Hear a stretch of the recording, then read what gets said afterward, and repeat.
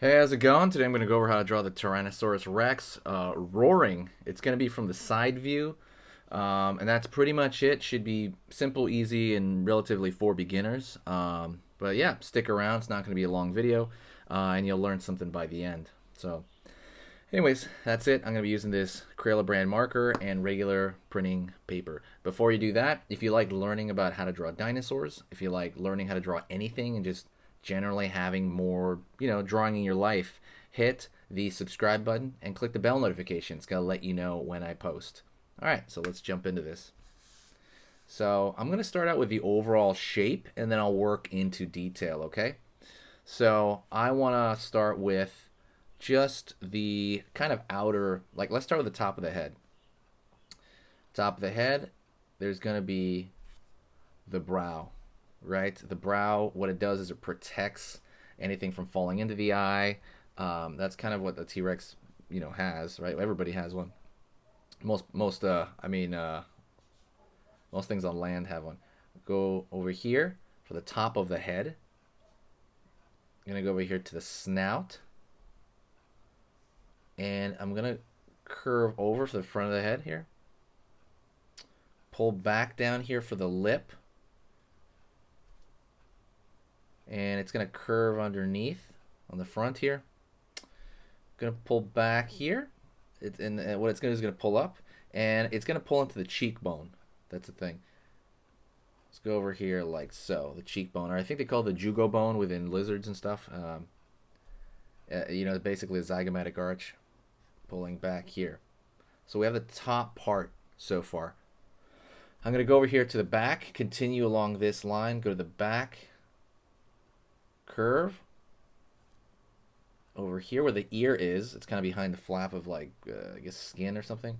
Curve inward. So we have that top layer so far. Gonna go around this area, pull down. Lizards tend to have this skin flap when they open their mouth. Pulling in from the inside. Going to the lower lip. And out here.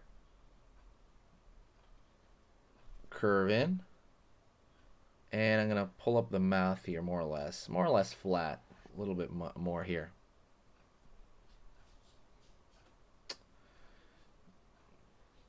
Down over here like the veins of the neck, and now I'm gonna just go to the top here, draw the top of the neck here. Right, top of the back of the head. It's gonna scroll down to the neck.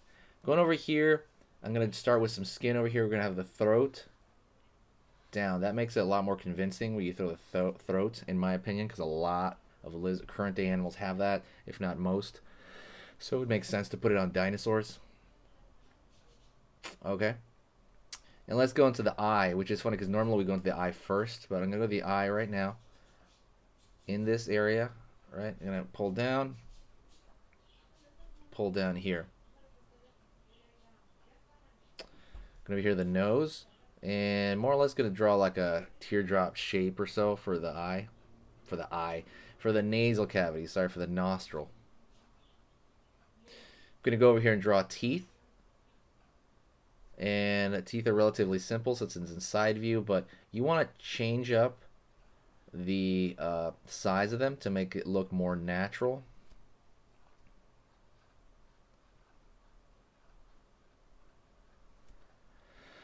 We're going to do the exact same thing on the bottom. Change up the size of these teeth.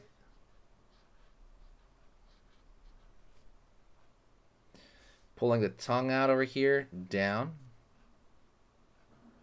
And we're going to throw the back side here. Even though it's a side view, we want to make it look more realistic. So the back part of the mouth will most likely be visible. And it's just a good idea to show this back part of the mouth, right? Because we have that skin flap here, and then we have the back row of teeth over here.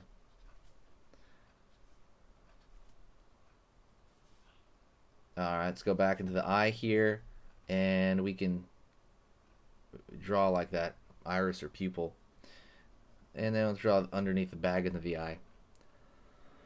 So we have this general layout we have mostly in there. Now what we want to do is we want to put in detail, and I've talked about this with other dinosaur stuff.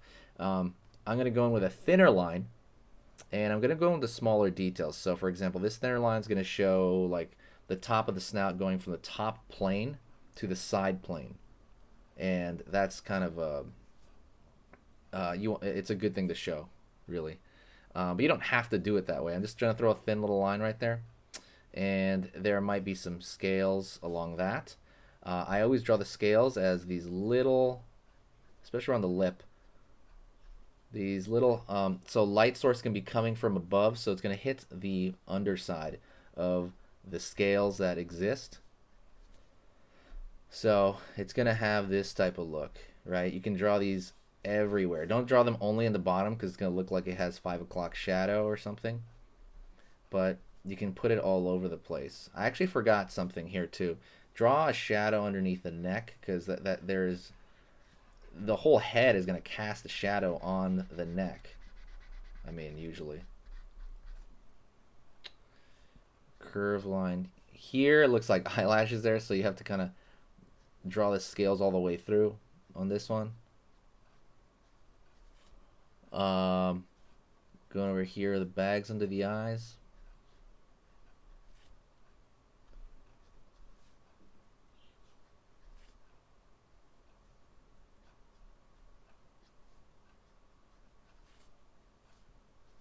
Lines here, maybe at the top.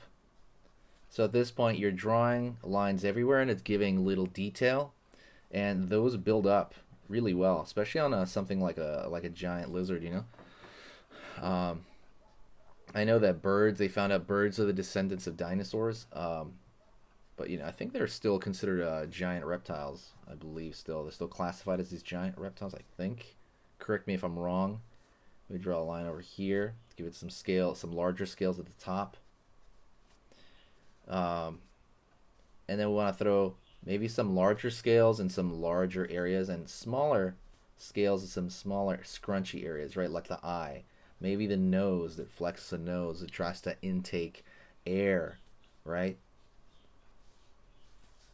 Maybe there's a change of plane in here. We can throw that in there. Maybe some lines along this folds of his mouth here of this skin flap in their mouth. There's lots you can do, and you can kind of keep going on this literally for like an hour, and you'll see some drawings where they do. And we're using marker, right? We're using just like a regular baby marker here, but there's a lot you can do with this. I think this is like one of the most underrated tools. I mean, I wouldn't use this for like professional stuff, but if you're just practicing for yourself, this is remarkably underrated tool. You can get very, very thin, small lines with this, and you can get really, really thick lines, right, of like a marker, which it is. So it's very versatile. It's really strange. I kind of wish I saw more YouTubers use it, to be honest. People usually use like a Sharpie, and that thing, the Sharpies just have a really awful toxic smell to them. And it is bad for your health. If you use it over like the course of years, it's supposed to be bad for your health. So I don't use Sharpies. But that's just me. I'm anti-Sharpie. Still going here.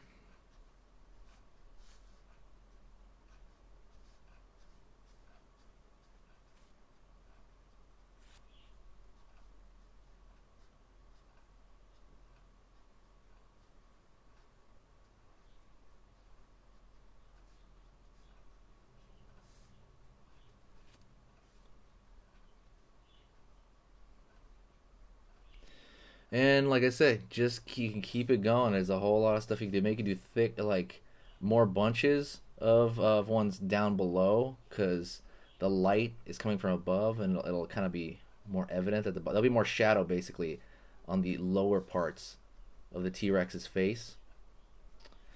Um, One thing I was gonna say something mildly controversial. They need a new dinosaur movie. I mean, like outside of Jurassic Park, they need like a new dinosaur franchise. It's almost like they own dinosaurs, right? I don't think they own dinosaurs. There's like a movie called Dinosaur. There's like very, very few, if not zero, like hardly any movies on dinosaurs that are good outside of Jurassic Park, like one. And I mean, those are debatable because I think that last Jurassic Park was like Jurassic World was really funny and bad. What's it called? Lost Kingdom, Forbidden Kingdom. I thought that was a really bad movie, but it's fun and I enjoy the designs are so amazing in it. Anyways, that is it. Thank you so much. Do me a huge favor and share the video with somebody that you think will like it. You can go to AutoShare. It takes 2 seconds. If you thought you got some value from this, thank you so much. I will see you in the next video. All right.